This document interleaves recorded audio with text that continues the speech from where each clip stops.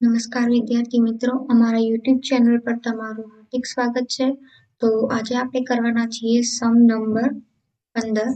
તો સમ નંબર 15 જે છે તમારો, એમાં 3 પદ્ધતિઓ તમને આપેલી છે. જો તમે આ સમ કરશો તો તમને જે તમારો ઇન્વેન્ટરી મૂલ્યાંકનનો ચેપ્ટર છે એની 3 પદ્ધતિઓ તમને આવડી જશે. તો તમે એક વખત સમ નંબર 15 ને સારી રીતે શીખી લ્યો તો તમને 3 પદ્ધતિ વિશે ખબર પડી જશે કે 3 પદ્ધતિઓમાં શું અંતર છે.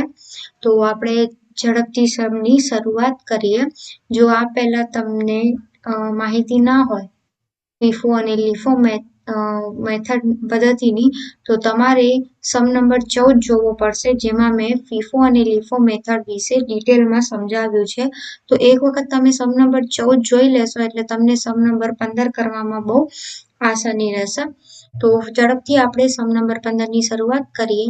તો શું કીધું છે આપણને કે એક કારખાનામાં માર્ચ 2024 દરમિયાન માલ સામાન એમ અંગે આવક અને જાવકની માહિતી આપણને આપેલી છે, જેમાં શરૂઆતમાં આપણને શરૂની બાકી આપેલી છે. શરૂની બાકી જે છે 1000 જથ્થો છે અને કુલ કિંમત આપણને આપેલી છે 20,000 રૂપિયા. અહીંયા પણ આપણને ભાવ દર્શાવવામાં આવ્યા નથી સમ નંબર 14 ની જેમ.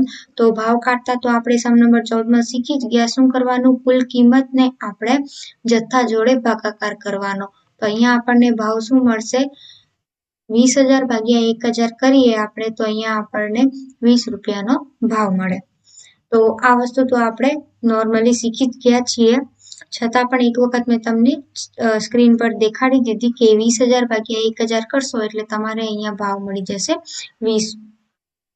તો 1/3/2023 ના રોજ તમને શરૂની બાકી આપેલી છે. આ પછી તમે જોઈ શકો છો કે તમને 5/3/24 ના ખરીદી આપેલી છે, 8/3/24 ના પણ ખરીદી આપેલી છે. એના પછી પૂરો પાડેલ માલ સામાન એટલે કે એક પ્રકારની જાવક જ આપેલી છે આપણને 13/3/24 ના રોજ.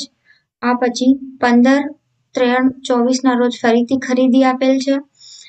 19/3/24 ના રોજ ફરીથી આપણો અહીંયા જાવક બાજુએ પૂરો પાડેલ માલ સામાન આપેલું છે. આ પછી 20/3/24 ના રોજ આપણને ફરીથી ખરીદી આપેલી છે અને 25/3 છેલ્લે આ 2024 ના રોજ આપણને ફરીથી એક વખત પૂરો પાડેલ માલ સામાન આપેલો છે. તો આ માહિતી જે આપણને આપેલી છે એમાં તમે જોઈ શકો છો કે 3 વખત તમને પૂરો પાડેલ માલ સામાન આપેલો છે અહીંયા. અને આ 3 વખત તમને સમની અંદર કીધું છે કે દરેક વખતે જુદી જુદી પદ્ધતિ વાપરવાની છે. તો આગળ જોવો કે 13/3/24 અને 19/3/24 ના રોજની જાવકની કિંમત નક્કી કરવા માટે ફીફો અનુક્રમે ફીફો અને લીફો પદ્ધતિ અપનાવાય છે. 13/3/24 એટલે કે જે આ તમારો જાવક બાજુનો માલ હશે, જ્યારે આપણે જાવક માલ કાઢશું તો આપણે શું કરશું કે અહીંયા આપણે કઈ પદ્ધતિ વાપરવાના છીએ, 13/3/24 ના રોજ ફીફો પદ્ધતિ. આ બાદ આપણે 19/3/24 ના રોજ કઈ પદ્ધતિ વાપરવાના છીએ, લીફો પદ્ધતિ. કેવી રીતે કે અહીંયા આપણને શબ્દ વાપર્યો છે અનુક્રમે. તો જેના વિશે પહેલા કહેવામાં આવ્યું છે એ ફીફો પદ્ધતિ થશે અને પછી કહેવામાં આવ્યું છે લીફો પદ્ધતિ થશે, એટલે કે ક્રમાનુસાર પહેલા ફીફો અને પછી લીફો પદ્ધતિ અપનાવશું આપણે. આ બાદ તમને કીધું છે કે 20/3/24 ના રોજની જાવકના મૂલ્યાંકન માટે ભારિત સરેરાશ પદ્ધતિનો ઉપયોગ કરવાનું નક્કી કરવામાં આવ્યું છે 20/3/24 ના રોજથી. તો 20/3/24 ના રોજ તો આપણે ખરીદી કરીને આવ્યા. આ પછી કોણ વધ્યું જાવક બાજુએ દર્શાવવા માટે, 25/3/24 ના રોજ. આપણે 25/3/24 ના રોજ કઈ પદ્ધતિ વાપરવાની છે, ભારિત સરેરાશ પદ્ધતિ. તો ભારિત સરેરાશ પદ્ધતિ આપણે આ સમમાં શીખવાના છીએ. આ પહેલા આપણે સમ નંબર 14 માં ફક્ત ફીફો અને લીફો વિશે જ જાણી શક્યા. હવે આપણે આ સમમાં ભારિત સરેરાશ પદ્ધતિ વિશે પણ જાણશું. તો માલ સામાનના સ્ટોકનું પત્રક તૈયાર કરો. તો ઝડપથી આપણે સ્ટોક પત્રક તૈયાર કરી લઈએ. તો સ્ક્રીન ઉપર તમે જોઈ શકો છો કે સ્ટોક પત્રક સમ નંબર 14 માં મેં તમને એક્સપ્લેન કરી નાખ્યું હતું કે કઈ રીતે તમારે બનાવવાનું, કેટલો ફોર્મેટ અને કેટલી કોલમ, ફોર્મેટની અંદર કેટલી કોલમ રહેશે એ તમને હું એક્સપ્લેન કરી ચૂકી છું. એટલે ફરીથી અહીંયા હું ટાઈમ નહીં બગાડું અને સમને ઝડપથી આપણે ગણતરી કરવાનું શરૂ કરશું. તો સૌથી પહેલા આપણને શરૂની બાકી આપેલ હતી. તો 1 માર્ચના રોજ આપણને અહીંયા શરૂની બાકી આપેલ છે. તો આપણે અહીંયા આજે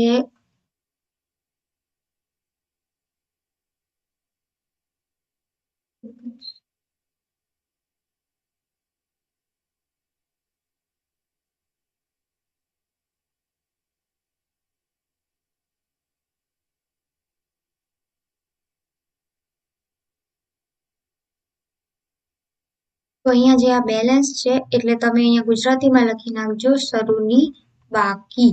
તો શરૂની બાકી આપણને જે આપેલી છે કેટલી આપેલી છે 1000 એકમો 20000 રૂપિયા કુલ રકમ આપેલી હતી.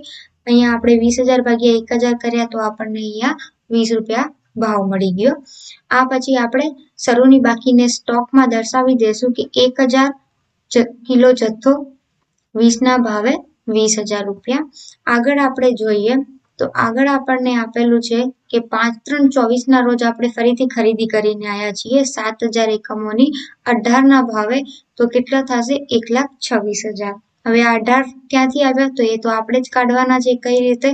તો આપણને અહીંયા આપેલું છે કે 1,26,000 કુલ કિંમતને તમે 7000 જોડે ભાગાકાર કરજો એટલે તમારો અહીંયા જવાબ આવી જશે 18. તો અહીંયા પણ ભાવ મળી ગયા. હવે આપણે શું કરશું તો જે શરૂની બાકી આપણી હતી એને એઝ ઇટ ઇઝ નીચે ઉતારો. જે જથ્થો છે ભાવ છે અને કુલ રૂપિયા ત્રણેય વસ્તુ નીચે લખી નાખ્યા. હવે અહીંયા જે તમે ખરીદી કરીને આવ્યા 5 માર્ચના રોજ એ તમે અહીંયા દર્શાવશો 7000 કિલો જથ્થો 18 ના ભાવે અને કુલ રૂપિયા 1,26,000.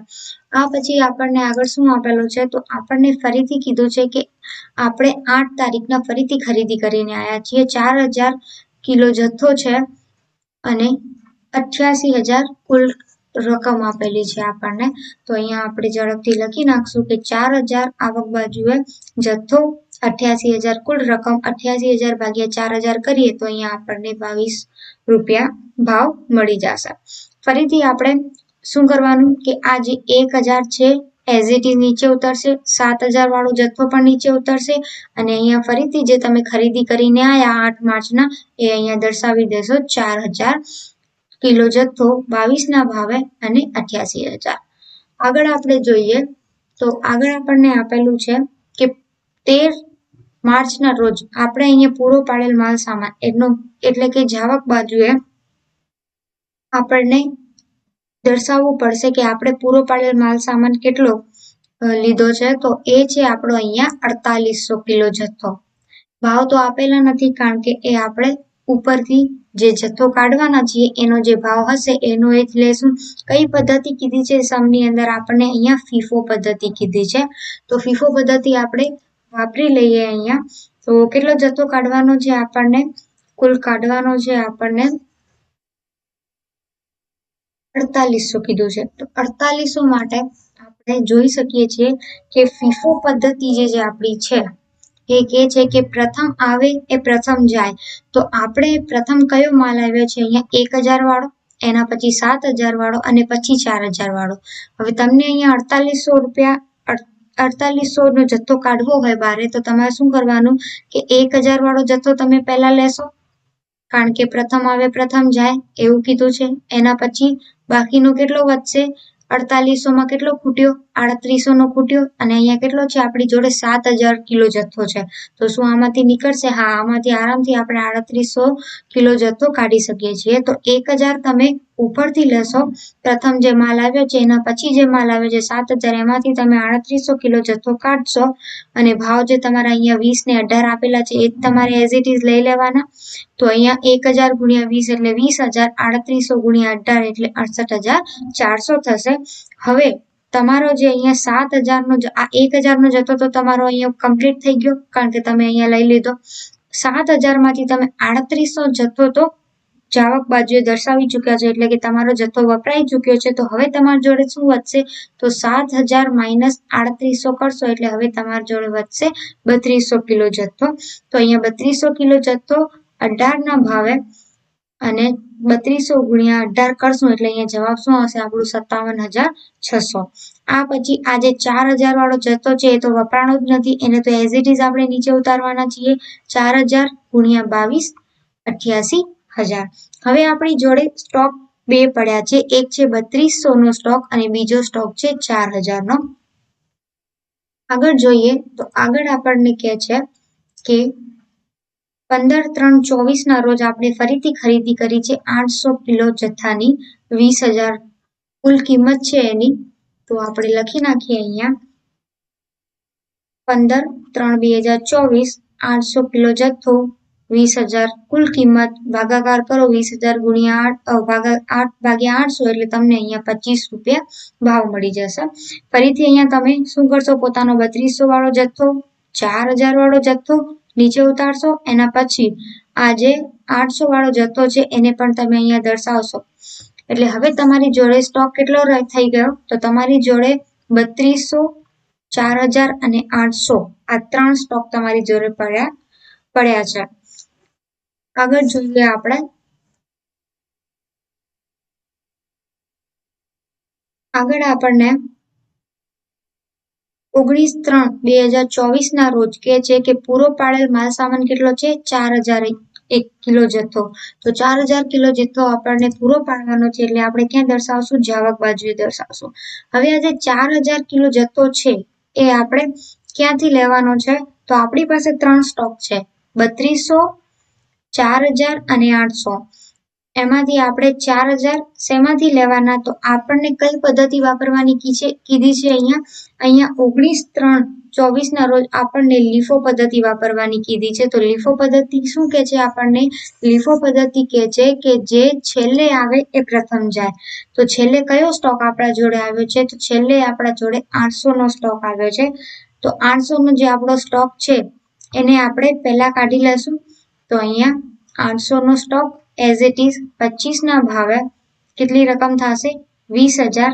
આ પછી આપણને 4000 એકમો અહીંયા માલ સામાન પૂરો પાડવાનો છે, પણ આપણે તો ફક્ત 800 જ લીધો છે. તો હવે કેટલો ખૂટે છે, 3200 ખૂટે છે.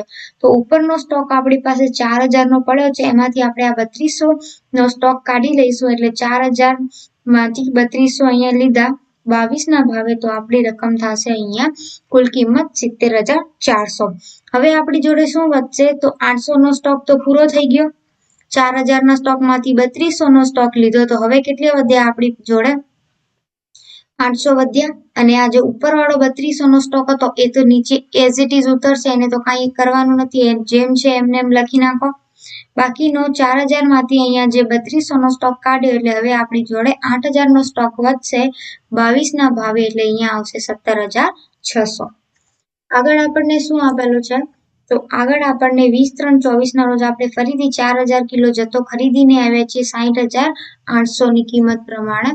તો અહીંયા આપણે લખી નાખીશું કે 20 માર્ચના રોજ 4000 કિલો જથ્થો 60,800 કુલ કિંમત છે જેની, તો એનો ભાવ કેટલો થશે 15.20.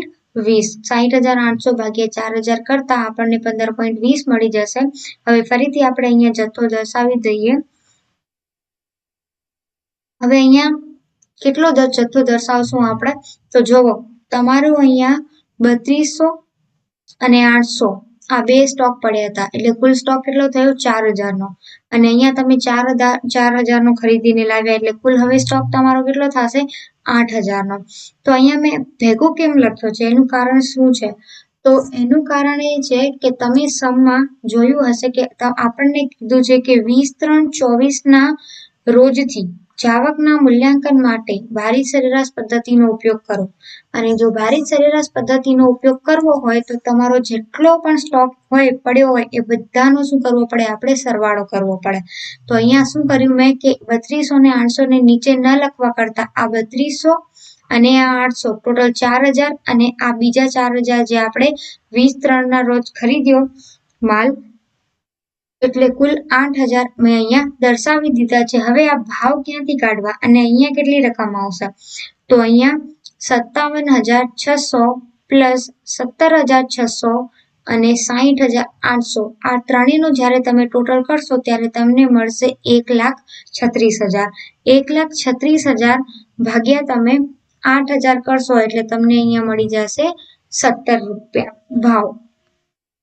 તો અહીંયા ભારિત સરેરાશ પદ્ધતિમાં આપણે ટોટલ કરીને ફક્ત લખી નાખ્યું છે, બીજું નવું કાંઈ નથી કર્યું. હવે આગળ આપણે શું કરવાનું છે, તો આગળ આપણને કીધું છે કે 25/3/24 ના રોજ આપણે ફરીથી માલ સામાન પૂરો પાડવાનો છે 6000 એકમોનો, અને આપણે કઈ પદ્ધતિ વાપરવાની છે હવેથી? ભારિત સરેરાશ પદ્ધતિ. તો આપણી જોડે જે સ્ટોક પડ્યો છે, કુલ કેટલો સ્ટોક પડ્યો છે આપણી જોડે? 8000 નો. 8000 માંથી આપણે અહીંયા જાવક બાજુએ 6000 નો સ્ટોક કાઢી દેશું. કયા ભાવે? 17 ના ભાવે. તો આપણી જોડે કેટલી રકમ આવશે અહીંયા? 1,02,000. હવે તમારી જોડે 8000 માંથી જ્યારે 6000 નો સ્ટોક નીકળી ગયો, તો હવે કેટલો વધશે? 2000 નો સ્ટોક 17 ના ભાવે, એટલે કેટલા થઈ જશે તમારા અહીંયા રૂપિયા? 34,000 રૂપિયા. તો અહીંયા આપણી જોડે જે એન્ડ ઓફ સ્ટોક વધશે, એન્ડમાં 2000 નો સ્ટોક 34,000 રૂપિયા કુલ કિંમત થશે, અને અહીંયા ભાવ કેટલો આવશે? 17 રૂપિયા. તો એક વખત આપણે આપણો આન્સર ચેક કરી લઈએ કે સાચો છે કે ખોટો છે. તો તમે જોઈ શકો છો કે અહીંયા છેવટનો જે તમારો સ્ટોક છે 2000 કિલો જથ્થો 17 ના ભાવે 34,000 રૂપિયા દર્શાવેલ છે. તો અહીંયા આપણો જવાબ ટેલી થઈ ગયો છે. હવે તમે અહીંયા ક્રોસ વેરીફાઈ કરી શકો છો કે 16,800 માઇનસ 14,800 કરીએ તો જવાબ 2000 આવે. 3,14,800 માંથી 2,80,800 કાઢી નાખીએ તો 34,000 આવે. તો આઈ હોપ કે તમને આ સમમાં 3 પદ્ધતિઓ સારી રીતે સમજાઈ હશે. બહુ જ સરળ છે આ પદ્ધતિઓ. જો તમને હજી પણ ન સમજાતું હોય તો તમે આ વિડીયો ફરીથી એક વખત જોઈ શકો છો, તો તમને વધારે સમજણ પડશે. મળીએ આગળના સમમાં. ત્યાં સુધી બાય બાય.